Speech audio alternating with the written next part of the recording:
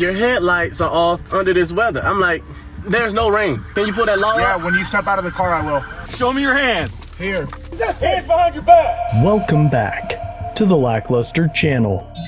In February of 2019, Will McNeil was driving in Florida when he was pulled over by Jacksonville Sheriff's deputies. The following video was released less than 24 hours prior to this publication and is the only public video of the encounter. It begins with Will explaining to an officer that his window doesn't roll down on the driver's side as he questions the nature of the stop. For one, your headlights are off under this weather. I'm like, Okay. there's multiple people headlights off, Okay, first of that's all. still a And then there's no rain. It doesn't matter. You're still required to have headlights on. Can you pull that law up? Huh? Can you pull that law Yeah, up? when you step out of the car, I will. The law being referred to is Florida Statute 316.217. It states that headlights are required from dusk till dawn, or when visibility is less than 1,000 feet, and during any rain, smoke, or fog. The keyword is during. And in the video, it appears as though there was no rain at the time of the incident. According to historical weather records in Jacksonville on the 19th of February, conditions included light rain and drizzle accumulating only 3/8 of an inch in precipitation. This means that most of the day was cloudy, but without rain, and based on Jacksonville International Airport's historical aviation data, visibility never fell below 2 miles. Plus, the statute has been interpreted to mean that when the rain stops and your windshield wipers are off, you can turn your headlights off as well. Then, when the next rain hits, headlights must be turned back on. Based on the video, the steamed glass marries with the high humidity recorded that day, but we see no droplets on or forming on the windows. It's currently assumed that there was no rain at the time Will was stopped, but even if there was a torrential downpour, what the deputies do next is abhorrent and inexcusable. Can you call your supervisor? Huh? Can you call your supervisor? All right, go for it. Exit the vehicle now. Exit the vehicle. Show me your hands. Here.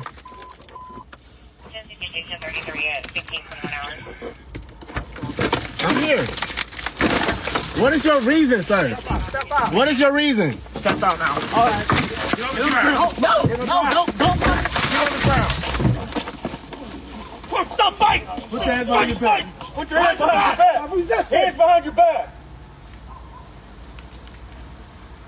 What's wrong with you? Ain't no talking now, man. Ain't no talking. Fucking tooth shit, bro. I was doing it, bro. What's going on, man? You're under arrest. That's what's going on. No, bro. Yes, bro. You Yes. have a lawful reason, bro. Big knife center in here too. It was at this moment that he knew. He fucked up. You gonna throw me blown like that, bro? Yeah, I'm gonna take it off of you, bro. Yeah. And I'm just trying to have a regular conversation with y'all, bro. That's not how it works. Too late. It ain't gonna too late. When they asked you to step out of the vehicle, you should have done that shit. Sir, your partner didn't even ask. Marijuana in his right pocket. Yes, it is. So why close the door if you see him pull up? Because, man, what you mean? He talking about arresting me and stuff, bro. I didn't do nothing. It's called resisting, idiot. I didn't do nothing wrong, sir. Can you back me up to the car so I can lean up? Shut up. You been bugging my shit, bro. During his arrest, deputies allege they found marijuana in his right pocket. However, you can legally have and use medical cannabis in Florida if you're a qualified patient.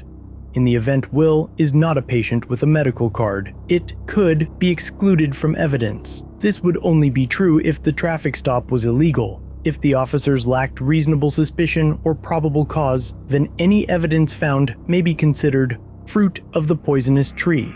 That means it would be inadmissible in court, because the initial police action violated the Fourth Amendment. At that point, the only way to use the evidence would be for the officers to prove that the discovery of the evidence was sufficiently separate from the unlawful stop, or if the same evidence was discovered independently through lawful means.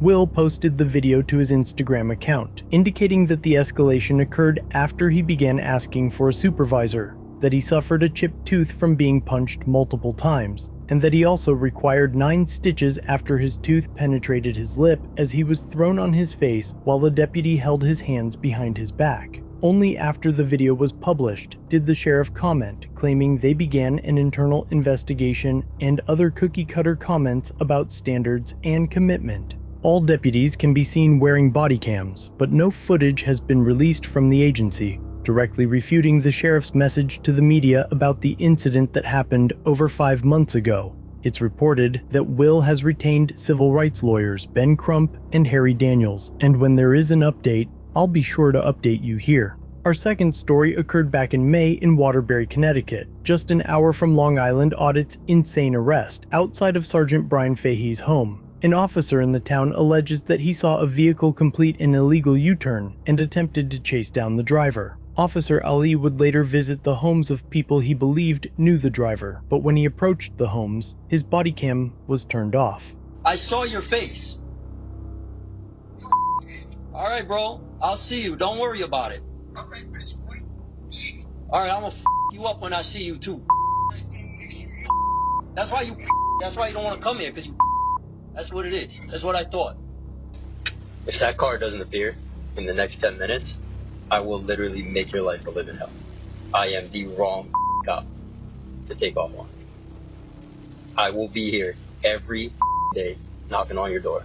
I will put an APB out on that car right now and make sure that every state trooper, every cop in this city and every other city is looking for that car. And whoever is found in that car is going to get so up.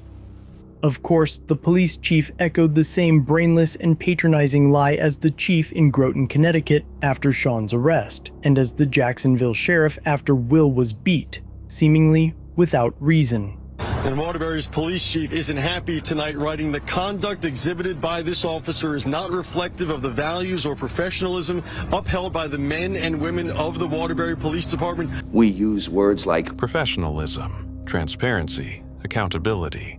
We use these words as the backbone of a life spent defending something. You use them as a punchline.